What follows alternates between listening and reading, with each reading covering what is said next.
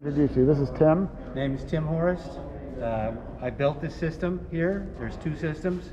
This is the batch system, so they can do it manually. You hang a very long part on these parts right here. You roll it into this wash area. You have your wands connected to the outside like a steam cleaner.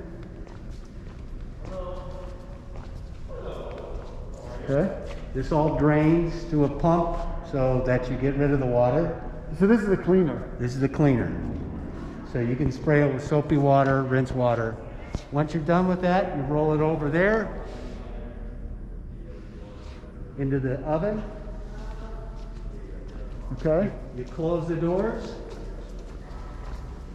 and you dry off your part. Oh, so this just dries it, then bake it here. It does both. Oh, it does. Dry Okay. off, so you can't, well, you could, but So you want to dry it off and then roll it back and then go into your booth. Okay, so Powder then you coating. clean it and then you dry it off, and then you come out here and then this moves 90 degrees. It just rolls it It just over rolls here, back and forth. and then it goes into here.